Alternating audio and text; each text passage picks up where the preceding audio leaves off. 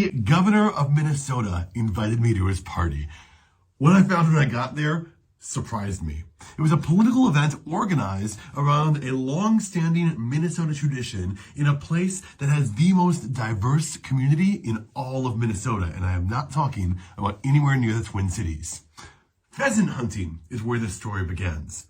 In the annals of quaint regional political traditions, the Minnesota governor's pheasant hunting opener is a worthy entry. Long story short, the governor works with the DNR to support pheasant hunting, and this weekend-long kickoff celebrates the efforts of making this state a more welcoming place for pheasant hunting. Elected representatives, people from the DNR, representatives from Explore Minnesota, and many more make appearances, and local media is invited. You guys, they considered me local media. I got an invite, and let's set the scene. Worthington, Minnesota, a town of 13,000 people at the Iowa border. Massive meatpacking town. In 1985, another massive nearby meatpacking town forever changed this place. It's a place called Austin, Minnesota, the home of Spam. And here's what happened. After Hormel had a 6-year wage freeze, they decided to reduce wages from $10.69 down to $8.25 an hour. So the workers went on strike, but Hormel refused to budge.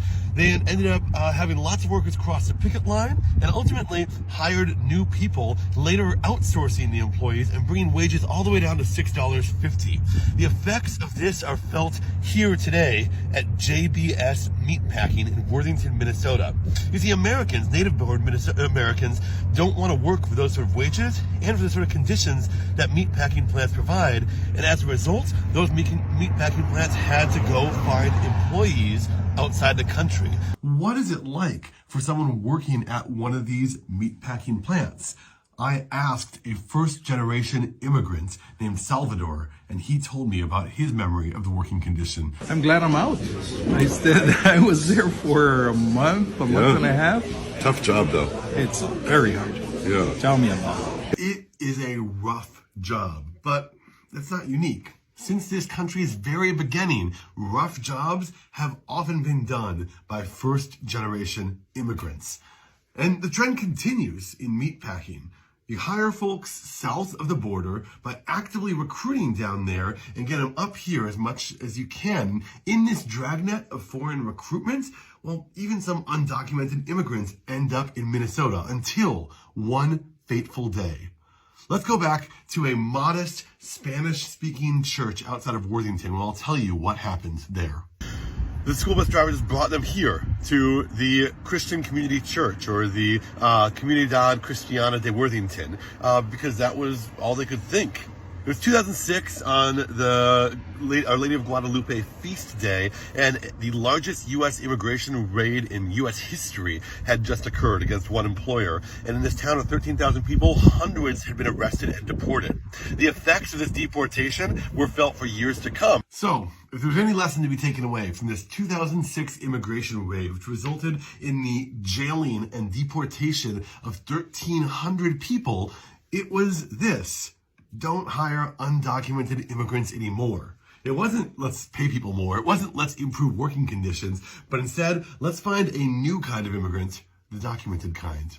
Political refugees here on asylum were sought, and so a new group of arrivals started coming to Worthington. 2/3 of Worthington, Minnesota is made up of people of color. That's something that you feel walking around.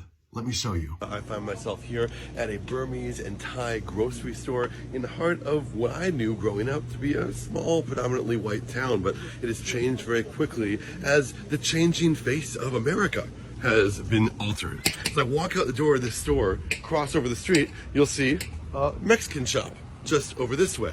Just to give you an idea of what Worthington is like in my visit here, I stopped by the Walmart the other day, and as I pulled into the parking lot, I ended up going in past 2 coach buses full of people who seem to be mostly Hispanic, unloading from the buses, going to their cars.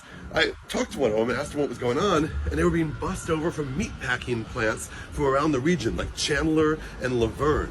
This sharp spike in immigration has led to a political firestorm, a debate that is felt in all parts of the community. And this has put particular pressure on the school system, where the school has exploded inside, and students are arriving without the kind of educational background that we prepare students for here in this country.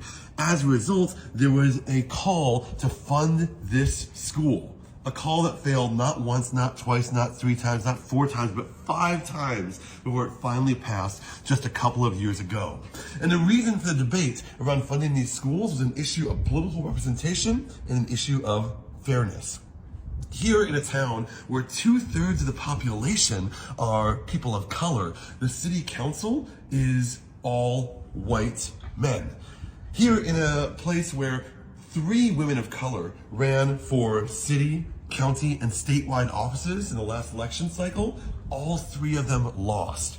And so there's a lack of political representation for the people who most need these services. At the same time, farmers pay a disproportionate amount of the taxes that go to building schools. And so when it came time to vote for school referendums, the farmers consistently voted no again and again and again, partly out of fairness, because of objections about immigration, and also partly because of the political realities of this place. In 2016, 62% of this congressional district voted for Trump, and while Trump also won in 2020, it was a slightly smaller margin.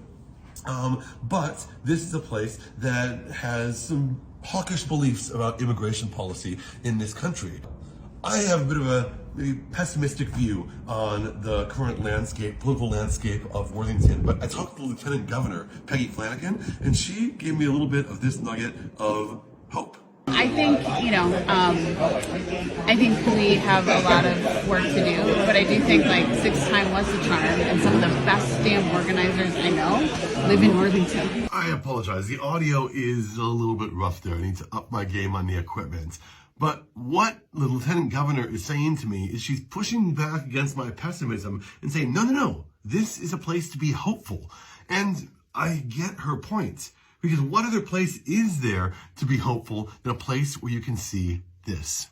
What you see behind me is the Temple of Worthington, because after the immigration raids of 2006, a lot of the undocumented Hispanic workers who were working there didn't feel safe to go back to work, and so the meatpacking plants needed to find people willing to work there. The temple here is because a lot of people from Southeast Asia are now the ones working in meatpacking plants. Worthington isn't what it was in the 90s of white Minnesotans and then Mexican immigrants. It's Burmese, Somali, Guatemalan, and yes, Mexican too. It is a rich tapestry of people. But this is far from the reason that I was invited here. I was invited here to talk about pheasant hunting. You see, as I attended this event in this wildly diverse city, I couldn't help but notice a peculiar thing. In the pheasant hunting events that I went to, just about every face that I could see, near 100%, were white faces. So why is our governor taking the time to go to an event that is so disproportionately unrepresentative? Well, I asked him myself. Well, my job's to go reach them where they're at. I'll leave this event and I'll have probably 100, 200 people gathered to have a little bit of a community talk on this. Be a bit of a rally with the Hispanic community that's out here. And so I think, this is part of my job as governor, this tradition of announcing this, of getting them there. But I think when we go to places, we go to where the different communities are. And I think that vibrancy is, you want to see that. Being governor is a tough job, especially in a state that is rapidly changing in its population. And I think that Governor Walz recognizes that the situation when it comes to pheasant hunting is far from ideal. And he spoke to it just a minute later. If there was anything positive, and it wasn't much to come out of the pandemic, we saw more fishing licenses and more hunting licenses bought than we did prior to that. So there we have it. A pheasant hunting event where the pheasant hunting was just one of the fascinating aspects of the community where the opener was taking place. I'm left feeling a sense of frustration that there's not more representation on the city council, which continues to be 100% white. But I also have an admiration for a community that is going through the challenges and the hard work that many other communities have been through before.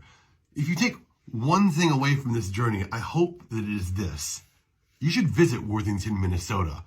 What you'll find there is a reflection of America in microcosm. It is absolutely a vital part of the Minnesota experience.